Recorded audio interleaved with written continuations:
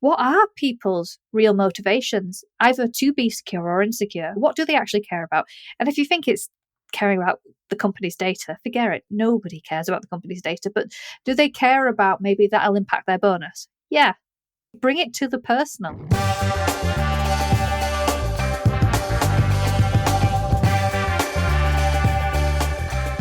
Lianne Potter is a cyber anthropologist, host of the Compromising Positions podcast, and head of SecOps at renowned Leeds-based supermarket giant Asda. We talk about how an English literature graduate learned to code in little under 5 months and went on to have a successful career in cybersecurity. We also discover why being a wedding photographer inspired Lianne to study anthropology, and also the surprising synergy between anthropology and cybersecurity. We also uncover the great digital divide, and also what macro-human behavior is likely to be impacted by generative AI, and much, much more. It's a fascinating conversation, full of value, full of opinions, everything we love on the Tech Leaders podcast. It is Lianne Potter.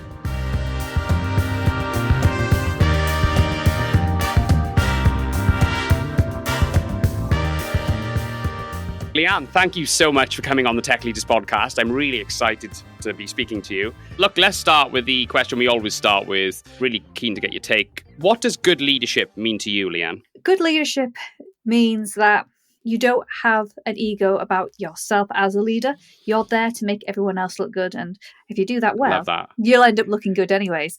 I am very much treat people like adults, especially in the work I do. I'm hiring knowledge workers. I'm hiring people with skills often I do not have. Yeah. And I'm very comfortable with saying I'm hiring people because I can't fulfill that need, but I can get the best out of people. And that's what I would say my leadership is like. The aim is to get the best out of people. So I often say to people in my team, I'm here interested in your career because cybersecurity is a small industry. We are going to bump into each other again. Yeah. I'm not bothered if I give you opportunities that will make you look better to another organization, and that might lead to you leaving one day. Yeah. Because I'm all about repaying that forward, making sure that people get the most fulfilling careers they possibly can with what they want. Not everyone wants to keep climbing the ladder. Some people want to stay in the technical space, for example, and keep doing that. But finding out what really drives people when they come to work and leveraging that. I think we often are too focused as leaders about the outcome, but not about how does it make people feel doing this job. Now, things need to get done, don't get me wrong. I'm not saying let people go do whatever they like, but there is an element of if you identify what people enjoy to do, then the return on investment there is great. And that might not necessarily be what you've originally hired them in to do. And it's about having those open dialogues, really establishing what really motivates this individual. Where do they see themselves in a few years' time? How can you shift and manipulate your deliverables for them to be able to achieve that one day? I think if you unearth, if you somehow find that bite point between what they're really motivated to do and their job and what their remit is, then you've got this effortless crossroads of these two things. You know what it's like, Lianne? Sometimes you spend an entire day, you spend hours working on something and it feels it's gone like that because you love what you're doing. You're passionate about it. Do you know what I mean? You love it so much. It's just, you don't want it to end. And I think if you can trigger that inside your team so that they're working on things which are just absolutely effortless, then they will give you 110% because that's what they'll want to do that, won't they? I absolutely love that. I think I've never really looked at it in that way, in terms of in the context of leadership, but it's something that certainly resonates with me for sure. And a lot of my leadership peers turn around and go, "Oh, what if they leave? What if they go?" I was like, well, actually, the more I seem to treat people with the mindset, I do say to people when they first join me, if you're here with me in 2 years' time, I'm going to be very disappointed. If you're still doing the same thing, if you're still, doing this role, nothing has changed, I'm going to be incredibly disappointed, whether or not that's with myself or anywhere else, and maybe a lateral move or move somewhere else with me or another organization. People say, "Do you really say that?" I say, "Yeah, I say that every single time." Yeah. And what I find is actually, it's not supposed to be reverse psychology, but it seems to work, is that I actually get repaid in loyalty. And people say, actually, because you're so transparent and that we can tell you really do actually care about our careers, I want to stick with you because it makes more sense to stick with someone who's going to champion my career than it does to try and forge your own path. Because we all need help. We all need that support. 100%. Careers are made on networking. Definitely. Especially nowadays. And having someone in your corner that says, look, I'll put you in touch with this person. You might really enjoy speaking to this person. You might decide to leave. But at the end of the day, I see it as making the industry better so that in a few years' time, once you've maybe got an experience elsewhere, I can rehire you again and you've got some more experience for me. And I just keep building up on that. Yeah, I really do believe in karma, and good things happen to good people. And I think if you are just building value in anyone's career, they don't forget that. I would be very surprised, Lianne, if you've forgotten someone who's really added value to your career and really set you on the path you ultimately, the person who inspired you to set up a podcast, the person who inspired you to go for that promotion. You remember that, don't you? And you'll always think, you'll always have them positive thoughts towards that individual. But there's two quotes that sprung to mind. The one of them is a bit of a overused quote, which is Steve Jobs about, it doesn't make sense to hire smart people and then tell them what to do. You hire smart people so they can tell you what to do. And ultimately, if you stick to that and it comes back to your ego play, so many leaders are not able to do that because their ego won't allow them to do it. But the other one is, and I wanted to ask you if you've come across this one, is something, I don't know who the quote is from, but I think it's from a famous business book. It's the CFO says to the CEO, what if we hire good people and then train them and then they leave? And the CEO goes, what if we don't train them and they stay? Have you heard that one before? Yeah, that's Richard Branson. Is that a Branson one, is it? Oh, it's a Branson quote. And I think he's absolutely right. And I get why they do it. I'm very suspicious of organisation, and I've worked for some, because the current one isn't like that, but where if you have a piece of training, then the handcuffs go on. You are not allowed to leave, otherwise we're going to get you to repay that within 6 months, a year, sometimes even longer. I've seen really long tenures for training. And the companies I've worked at where that has been the case, because in tech, you never know what the world's going to look like. You never know where the next opportunity is going to come from or what the next big tech innovation is. You want a bit of agile, a bit of flexibility to be able to move. And I've worked in organizations where that has been the case, and they've said, look, we were happy to train you and we want to train you, but if you leave within an X amount of time, we're going to charge you. And what did I do? I didn't take that training. And I stayed, but not because I didn't think the training was valuable, but because I wanted that flexibility to, if I needed to go, I didn't want to have a financial burden on there. Unfortunately, what does that mean? It means that they didn't get an extra skill or expertise out of me, because you can't force them to do training.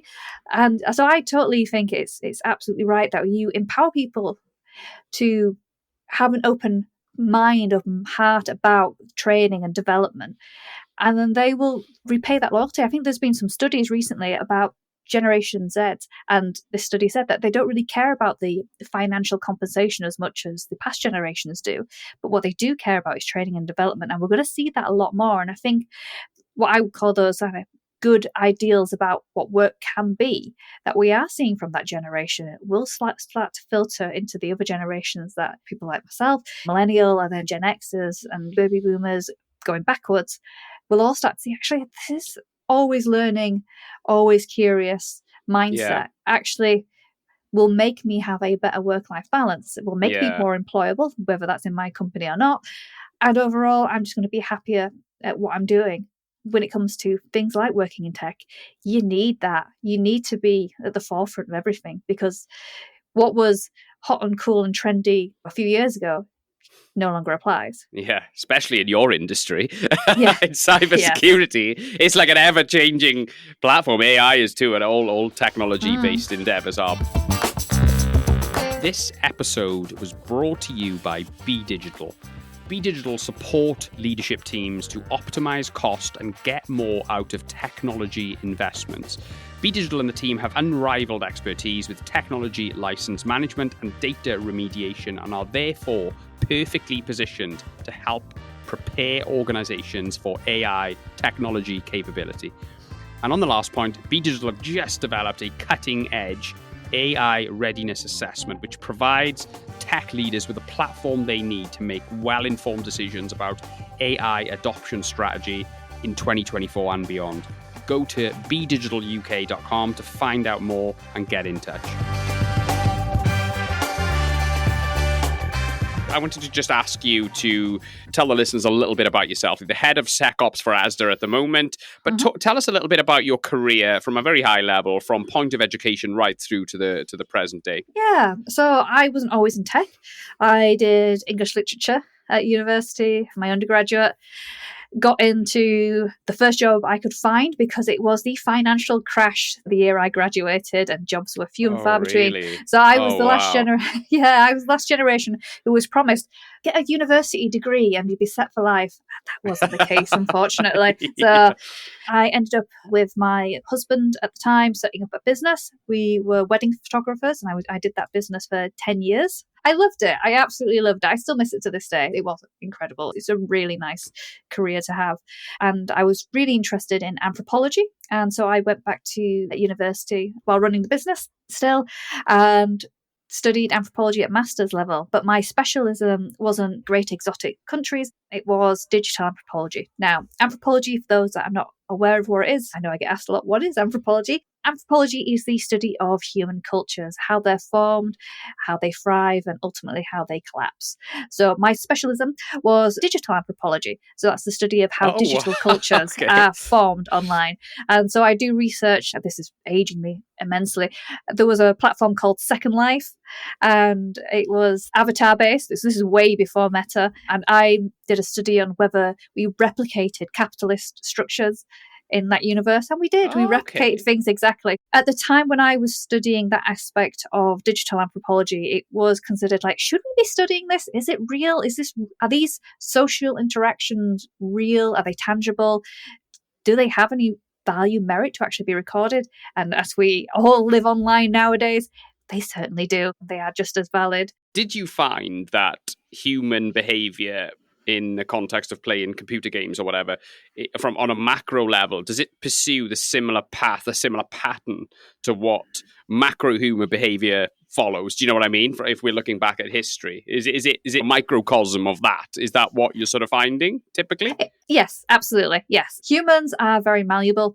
Humans are very good at adaptation. That's why we've endured. That's why we've survived. And that's why we are able to live on any part of the world. No other animal species can so easily go to any other part of the world. It's because we're so adaptable. And yes, that includes the online space as well, the virtual space. Wow. That's fascinating. Sorry, you did the anthropology thing and and then I managed to get a job as an anthropologist, which I'll tell you what, in the UK is very rare, but I did. That was working for a charity as a project lead, and I was given £5 million and told, solve destitution in Leeds.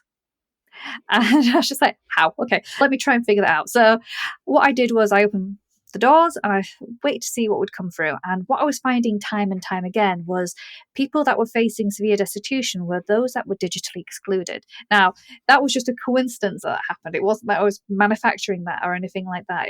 I came in as a strict anthropologist, not a digital anthropologist. But what had happened, it was a perfect storm, is all the UK online benefit systems had moved to online. So people used to be able to walk into a job centre and say, I'm here to sign on.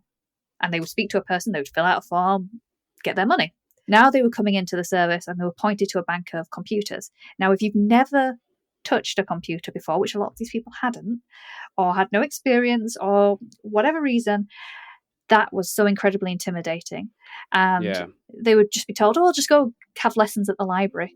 Now, if you have a lot of social anxiety, these people had lots of drug issues, and also just saw the library is still quite a lofty academic place, somewhere where they didn't feel like they belonged, they just didn't go. So then they would come into my service, about to be made homeless, not eaten, things like that. And we spent the majority of the time just doing online forms.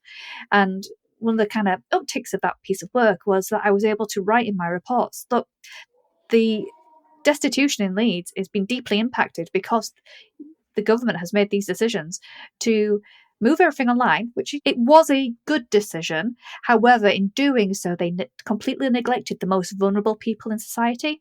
And that's known as the digital divide. Yeah. And that still exists today. And in places that you wouldn't imagine. So when we were doing our survey, the actually biggest people affected by the digital divide was the very young, so 16 to 21.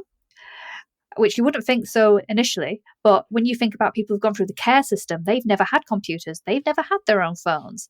And then they're suddenly, once they get of age, thrust into the real world, not having any of these skills, don't know how to fend for themselves. And then people in between the ages of 45 to 55 were the also biggest affected group. So maybe they have worked all their lives, maybe doing blue-collar jobs and things like that. And then all of a sudden, they're told the only way to get on in this world now is to access a computer. And they've never had to do it before. And so that's where we were seeing the biggest barriers.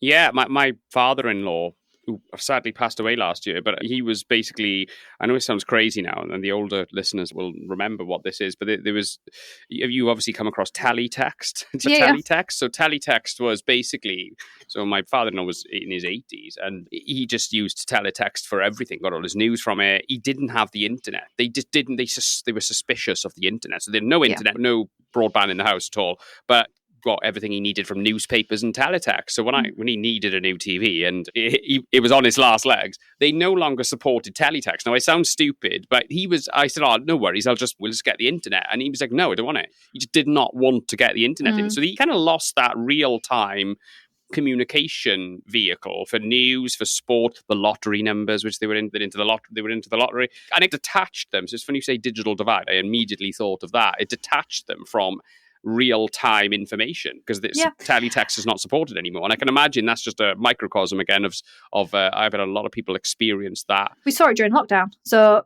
whole families had maybe, if they were lucky, one device between them. And so you've got whole families, different age groups, all learning, trying to get their school lessons in, maybe trying to work at the same time as well. Adults trying to work at the same time. Absolute nightmare situation. The digital divide is nothing to do with how many people have a smartphone. It's about the skills people have and the access. Yeah. And you've got to think, I've got my new broadband bill because it goes up at this time of year, doesn't it, with inflation? Yeah. And I was just like, wow, it should be going down, not up, this stuff. If we're so digitally connected, this should be going down, but it's getting so prohibitively expensive. I can't imagine if I was still doing that work on the digital divide, how some of the most vulnerable people in society can even afford to keep connected. And you need to keep connected because you've got your things like your gas and electric. How do you do a price comparison and get the very best deal if you're not online? How do you have access to health information? How do you have access to education information? All those little tiny things we take for granted. It has a massive impact.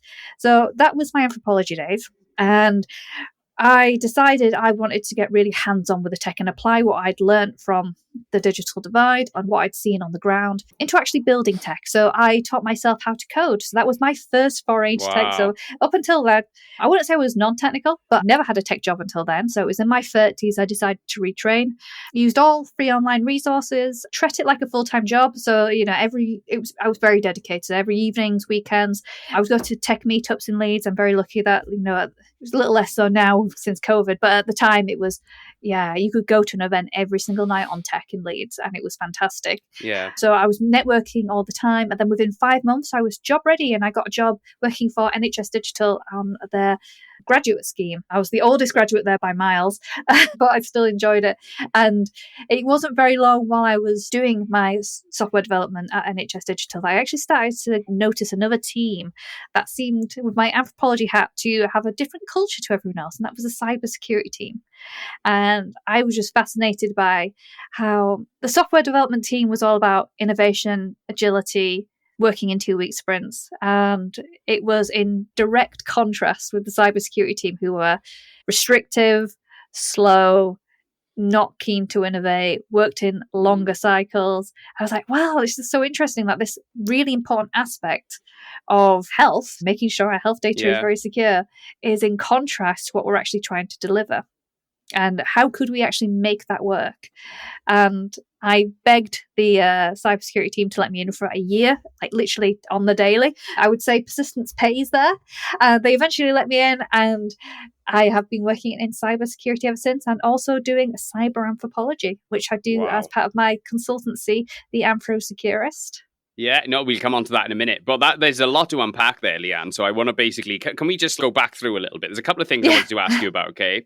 First of all, can you give some advice to somebody who has no idea how to code, but is thinking about getting into and learning how to code? What, from your experience of getting into it and learning coding, what languages did you start with? What did you learn from it? What advice would you give? So I started off with a site called Free Code Camp, and that starts you off on what's known as HTML and CSS, and then builds you up to JavaScript, and then you can go on to things like Python. And that was the journey I took that way. And I also supplemented that with YouTube videos and other kind of free resources. Yeah. There's a really good book called Automate the Boring Things with Python. That was really good. That can give you a step-by-step guide and things like that. So that's how I started. Oh, fantastic. How long did it take you to get to a reasonable level where you were sort of able to get involved in projects and things from beginning to that point? Yeah, so I was job ready for interviews and stuff within 5 months. As I say, it was a very dedicated 5 months. Wow, job ready. That's amazing. Fair play. Yeah, I was just really lucky that I had the time to be able to do that, and a supportive group behind me while I said, no, I'm not going to any family events, I'm not going to any parties or anything like that. So yeah. You obviously had a burning desire then to get into the cyberspace from that, because you said you were positioned with it. They weren't particularly inviting at first, and there was loads of things you wanted to improve there. But what was driving you to get into cyber? There must have been some sort of gut feeling you had about it. What can you talk us through that? I think it was my natural pessimism. I don't mind. I've always been the one to kind of imagine the worst, and I think that's quite a good skill to have when you're working in cybersecurity. So that almost Debbie Downerness appealed to me a little cynical. bit. Yeah. Cynical.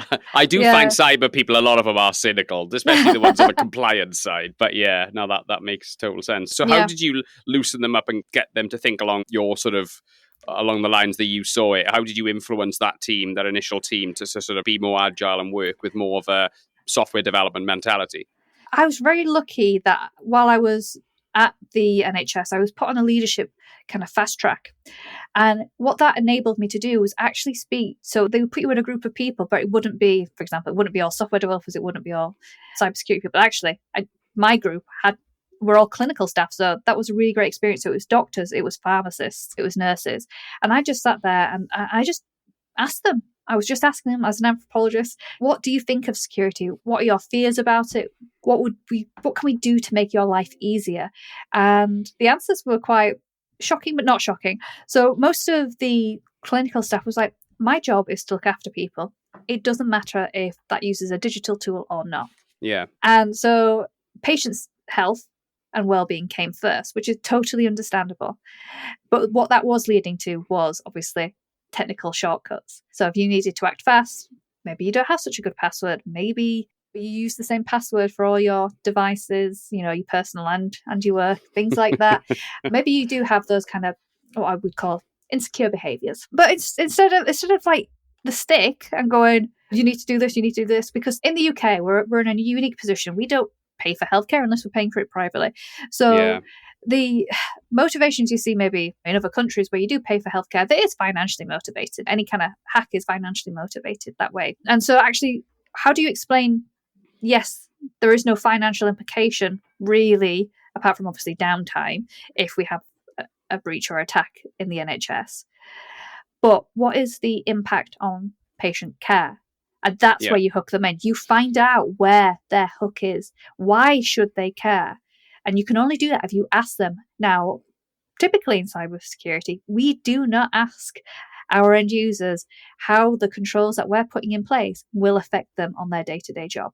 And we don't ask them what their motivations are for being secure or being insecure. And those questions need to be asked, because otherwise we're just doing a one-size-fits-all approach. And you can see, we're getting breached all the time. Big companies, small companies. Microsoft had one recently. If they can't handle it, then how are we expecting other organizations to handle it? Yeah. Because we just don't communicate. What kind of threats are you concerned about at the moment, Lianne? Ransomware? Is there anything in particular you've seen recently which is like, oh God, that's a bit of a challenge? The deepfake videos. Oh God, yeah. Calls. They're getting scary good, they are, aren't they? It's ridiculous, yeah. Yeah. I'm worried if I put my security awareness hat on. We've had pretty good messaging with phishing emails, like what's about to look out for, like bad spellings and stuff like that. Yeah. AI is getting really good at writing this stuff, so we're going to have to really rethink how we train people how to spot this stuff. And I, absolutely, at the moment, can't think of how we're going to do that. And that's what worries me, is not only are we going to have to pivot, we're going to have to pivot in such a way that we've not had to do it in quite a long time. Because the principles have always been very much the same. Have strong passwords. Make sure it's unique for every site. Have 2FA. Don't click on that. But there's so many things against us at the moment that is really causing us to reconsider it. I can't see much of a future for passwords. I think there has to be something more robust than that. Yeah. There has to be some sort of retina scans or fingerprint way of access. But what do I know? But I just, passwords surely is just not robust enough going into potentially a quantum computing future, you know? I'm going to ask you about anthropology and cybersecurity. An unlikely match. And I wouldn't normally put those two things together. Why did studying anthropology benefit the stuff you were doing with cyber? Why are they interlinked, and what have you learned what similarities are there between both subject matters? They are interlinked because everything we do in tech is cultural, and that includes cyber. Interesting take. Because every act we do at work is a cultural act, and cyber is a part of that. The analogy I suggest is we are so ritualized when we leave the house at locking our doors, we don't even think about it anymore. Yeah. However, we haven't got quite there with cybersecurity yet. We're getting there, but I think it's the intangibility, and it's the intangibility we need to work on of what that threat is. Now, if I look outside, maybe occasionally I might see, maybe not these days, but used to be able to see Bobby's on the beat, police officer walking around. And you knew, if I made a phone call to them, they'd come out if something was going on. In the cyberspace, we feel like we're on our own. It's a bit more like the Wild West. Another way I tend to think about it is the way we discuss victims in cybersecurity as well is a very interesting cultural phenomenon that needs exploring. So if I get burgled in my house, even if I've left the window open, people are going to have sympathy. People are going to say, oh, it's awful that. And those burglars, they'd be angry at the burglar. Yeah. If I get breached, if I get hacked or something like that, oh, you were stupid. It was you. It was you that went wrong. And we see this on an individual scale, and we see this on a corporate scale. So when a big corporation gets breached, it's not the cyber criminals that have vilified. It's not the ones that have done the effort to actually break into your organization. It's the organization themselves. And we turn around and go, oh, they were stupid. They had bad practice. But we wouldn't do that in other circumstances. So I'm really interested in the impact in that cultural narrative and how it's probably causing us to do more elusive behaviors when it comes to our security, not have that open dialogue. So you're seeing in organizations people too scared to report when something goes wrong. And timing is everything when it comes to reporting cybersecurity incidents. And if we don't get people reporting it as soon as it happens, we're in big trouble. Yeah, no, absolutely. I did it myself. I basically put my crypto keys into a phishing site before, and they just stole all my crypto straight away. It's because funnily enough, I thought I'd lost my laptop and whatever. I thought there was a security issue there. So I, in a panicked way, went online and went onto the site where they were containing the crypto, and then put it in, and then it was a phishing site, and they cleaned me out. It wasn't that much, fortunately, but nonetheless, it was still. But I didn't report that. I just felt like such an idiot. I didn't report it. I don't think the police would have done a great deal anyway, because it was like they probably wouldn't have known what crypto was at that time. But yeah, I totally get that. I think we just don't treat digital property with the same amount of respect as we do physical property. Would you agree with that? I would totally agree with that. And that's where it needs to change, because that's where the shift is. I get paid in binary nowadays. I very rarely go to the cash machine and actually pull out my hard-earned pay in cash. So it's all kind of ephemeral stuff. My whole persona, my whole career is built on my network, which starts off going to a LinkedIn page. That's my storefront. And if something happened to my LinkedIn page, that's all that work, that's all that effort, decade of work gone of building up that personal brand and my website and things like that. It's all, it might feel ephemeral, but they have real world consequences. And that's where the narrative 100%. Needs to change. Yeah, for sure. Absolutely. Brilliant. So tell us a little bit about AnthroSecurist and how that came about and what you've learned since you were involved with this type of work. Yeah, so unfortunately, there is no out-and-out job for a cyber anthropologist, but people are interested in learning how to improve their security culture in their organization. Now, when people call the AnthroSecurist, they usually start off with like, I really want to change the security culture in my organization. The first thing I say is, security team, it starts with you. And they're like, no, we know all about security. It's okay. We don't need to do any work on ourselves. It's everyone else. They keep clicking on stuff. Actually, if you have persistent insecure behavior, the likelihood is it is coming from you. It is always going to be a cultural reason why people are not paying attention to your initiatives. And so before you go out there and start changing culture, which takes a long time, people think it's just a quick fix, but it's not. It takes a long time. Yeah, sure. You need to do that introspection work, and you should actually say, when am I going to be ready to actually go out there and share this message? And you can only do that by understanding, as we were saying earlier, what are people's real motivations, either to be secure or insecure? What do they actually care about? And if you think it's caring about the company's data, forget it. Nobody cares about the company's data. But do they care about maybe that'll impact their bonus? Yeah. Bring it to the personal. Yeah. Make it real for them personally, yeah. Absolutely. And avoid those one-size-fits-all messages. And so that's, when they ask me to come in and do that kind of coaching work, before then we can start applying the principles of anthropology. So anthropology, one of the main research methods that you use is something called participant observation. Now, participant observation is literally how it sounds, is you participate. So it's not just standing off into the corner and watching, being a passive observer. It's being a part of that community, almost shedding yourself of your own identity and adopting theirs. So you can get real insight into not only what's being said, but what's not being said, and having those nuances. Teaching them the principles of how you apply that kind of methodology to really get a deep understanding is usually key. And then alongside that, I've been published academically as well for my work on cyber anthropology and speak on keynotes internationally. So I've been very lucky to spread the word about cyber anthropology. How popular is this field of study in an academic sense then? Are there many universities who do degrees in this type of thing, or is it just normally a part of a more general degree subject?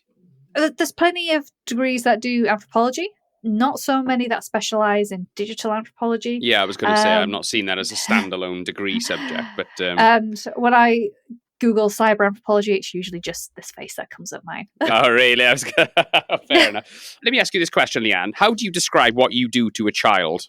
If a child asks you, what do you do for a living? How do you describe it to them?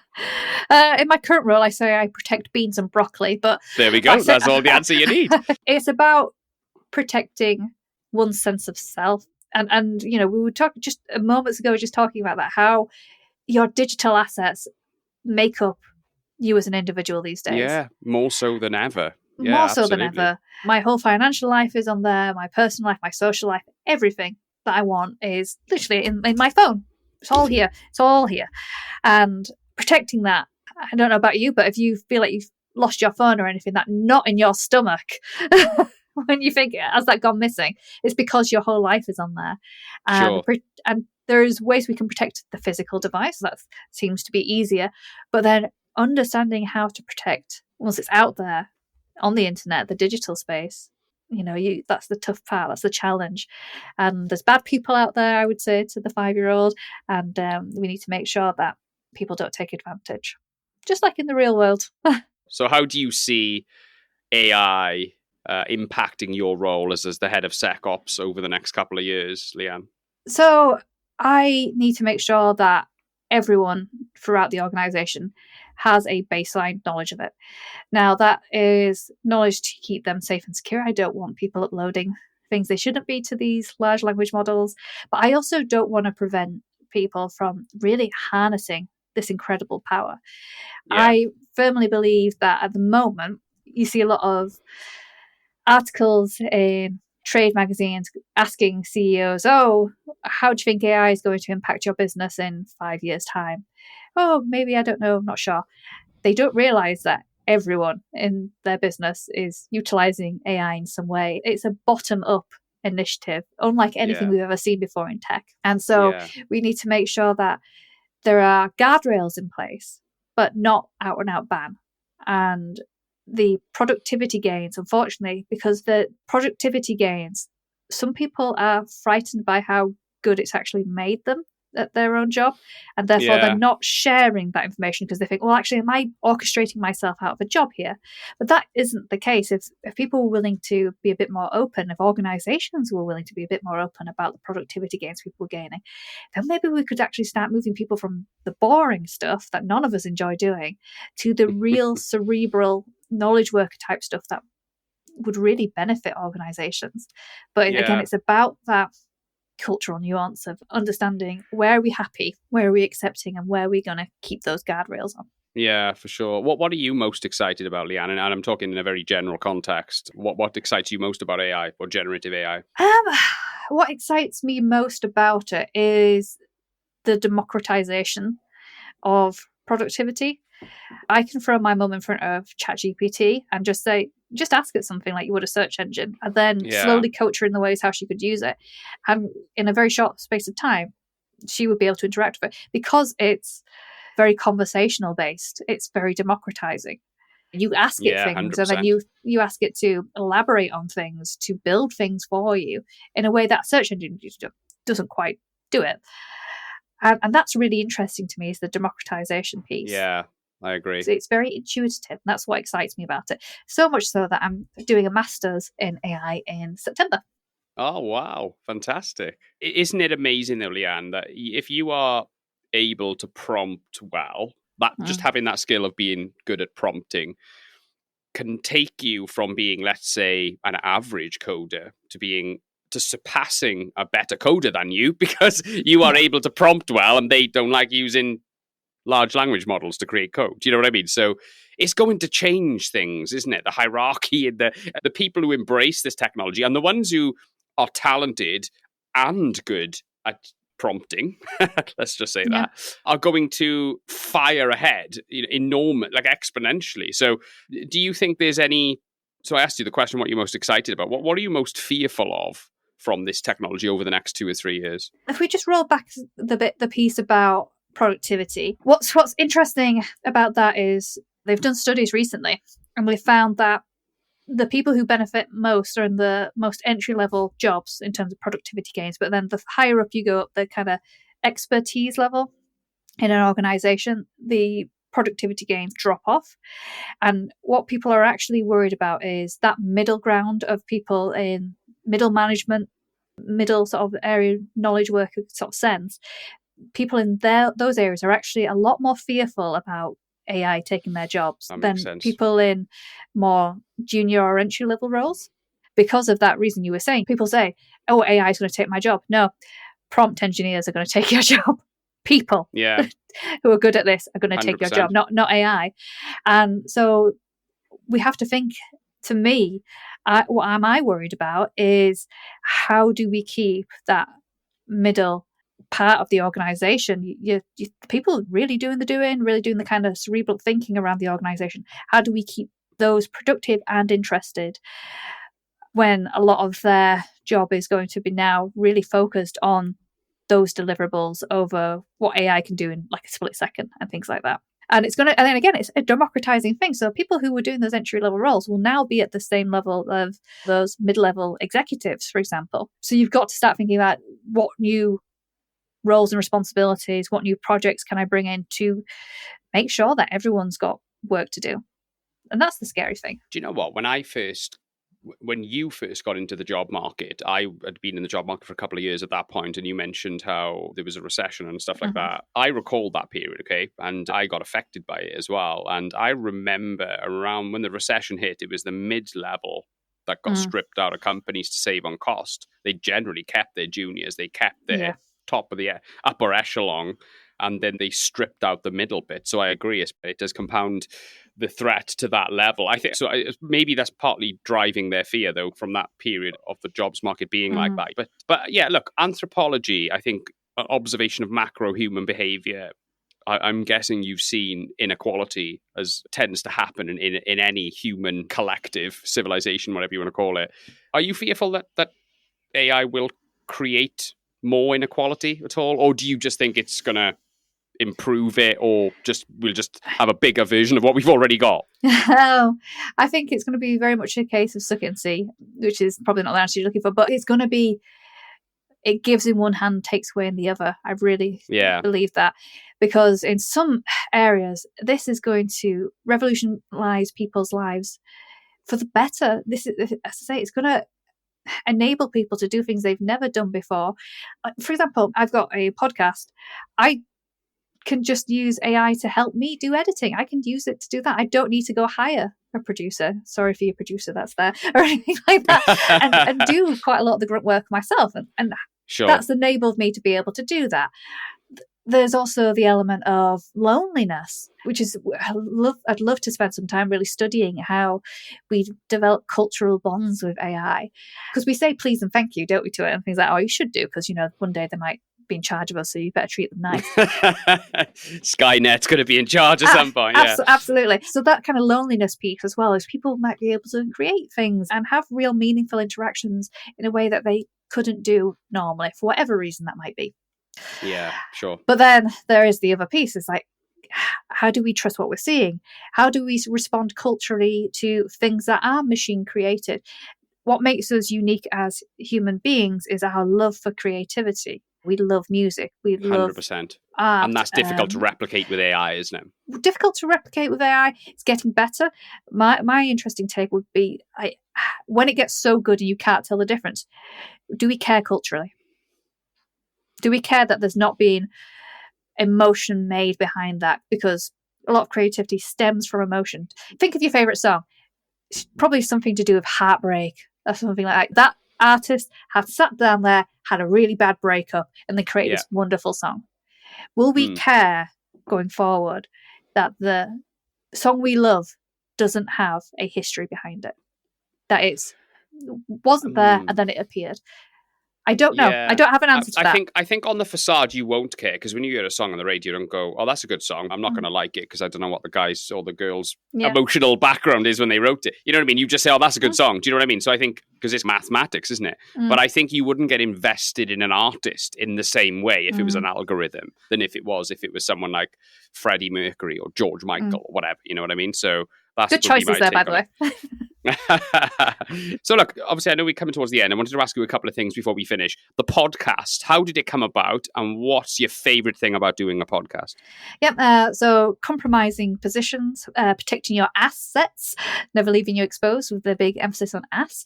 It came about because I was talking to a lot of people about cyber anthropology, and I was like, I want to speak to psychologists, I want to speak to behavioral scientists, I want to speak to people who work with risk all the time, or other areas of the business, like other software developers, people working in data, things like that. And also I want to share those findings with people. One of the things that really inspired me was that whole piece about cybersecurity people don't speak to anyone really outside the business until they're brought with a problem. And I think that understanding of, again, how people work, what motivates people to be secure, be insecure, what challenges are they facing in their business, is stuff we need to ask. And so the podcast came about from that. It's a cybersecurity podcast that interviews only non-cybersecurity people. I am the only person working in cybersecurity on there. My co-host, Jeff Watkins, is a CTO who's a cyber enthusiast, but I'm the only cybersecurity person on there. And that's because I wanted that outsider opinion. Now, the compromising position works on quite a lot of levels. So the compromising position is sometimes what people would say are the end users in the organization putting us at risk from cybersecurity incidents. But really, I see the compromising position as, one, hey, if the security team are not willing to change their message or their approach and it's causing insecure behaviors, then the security team are the compromising position. But also that key thing I want to... That does happen a lot. I've seen that happen myself. Yeah, for sure. Bad controls lead to workarounds, which are often a lot worse than the actual thing you're trying to stop people from doing. Yeah. But then the other side is compromise. Is literally, can we come to a compromise? So I get these people on the show to talk about what would be the compromise here. I speak to, for example, a software developer, and I'll say, how do you want us to treat you? And then they tell us, like, if this comes, this is how we want you to do it. This is how we want to receive the information. And my hope is cybersecurity professionals listening to the show, or anyone working in the tech industry, will go, oh, right, okay, maybe I'll call up the head of engineering for a coffee instead. And just start asking those questions of how can we better serve you to make our organizations more secure. And it Yeah, seems to sure. be doing well. This weekend, we were number 17 for Apple Podcasts in the tech category. Oh, So wow. That's it was incredible. nice. It was nice to sit alongside some of my favorite tech podcasts this weekend. Oh, fantastic. That is absolutely amazing. That's really exciting. So let's finish on this question then, Lianne. You've obviously had a great career. You have got a long way to go in your career, and I'm sure you've got more exciting times ahead. But now, in your armchair, looking back at the journey you've been on so far, what advice would you give to your 21-year-old self, Lianne? I think I would say it's enjoyed the journey. People ask me all the time, oh, don't you wish you would have retrained sooner in your career? Actually, no, I needed all this experience. I needed to be a wedding photographer to get to where I am today, because it made me appreciate culture and rituals, which then led me to the anthropology piece, which then led me to doing some incredible work. I do see that as one of the jewels of my career, working in that charity, talking about the digital divide. That then led me to be a software developer. That then led me to cybersecurity. I would say the path isn't linear, is what I would to myself. I would say embrace it, because actually it's all those good experiences that really did amount to something, even if it didn't seem like it at the time. I think there is one thing that's consistent across that, though. I think it's your natural curiosity that took you from one endeavor to the next. Do you know what I mean? It seems like that curiosity that got you from into anthropology and then got you into cyber and stuff like that. I think being curious consistently, I think, is a big part of that, isn't it? So yeah, no, that's really good advice. That's amazing. But look, thank you so much for coming on, Lianne. It's been an absolute blast. I think we've covered a lot of ground, but I think we covered everything that I certainly wanted to talk to, although I could quite clearly talk to you for a lot longer.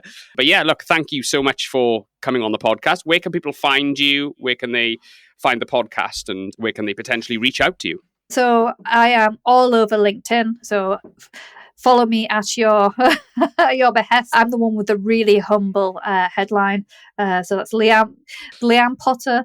And you can find me on my website, which is compromisingpositions.co.uk, or you can search for, and do search for this, Compromising Position Cybersecurity Podcast. Do not put anything else into Google. I cannot be held in inverted commas as well. I can't be held responsible if you type in compromising positions into your search engine at work of what will come up.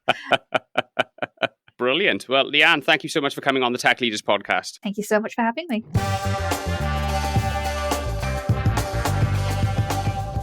We covered so much ground in that conversation. There was so many different subject matters to choose from, but I think what really stood out for me was this notion that, or this topic that we raised about digital property maybe not receiving the same level of respect and attention as physical property. I'd never really thought about it like that before, but Lianne, in her own experience, found that when a cyber hack occurs, there is sometimes suspicion directed at the victim, and sometimes even blame directed at the victim, which is probably, less likely to occur in a physical world situation, such as a burglary. This blame rarely occurs. The victim is seen as more of a victim from the outset. I'm not saying this is the situation all the time, but I certainly resonated, and I can certainly see that situation myself. I think I've experienced that myself. So this opens up a broader discussion, okay? Our digital brand and our data is fast becoming as valuable, and in some cases more valuable, than our physical assets. As our life assets become increasingly digital, it's crucial to shift our perspective to adapt to this ever-evolving landscape. Yeah, I thought that was just a really significant point, and I think it was just a quite profound reflection on the evolution of what we value, and certainly in the context of a security conversation, at least. So once again, thank you so much for listening. Please don't forget to download, subscribe, and perhaps even leave us a review. It really helps us grow the show and bring you guests from all walks of the technology leadership spectrum. But thank you so much for listening.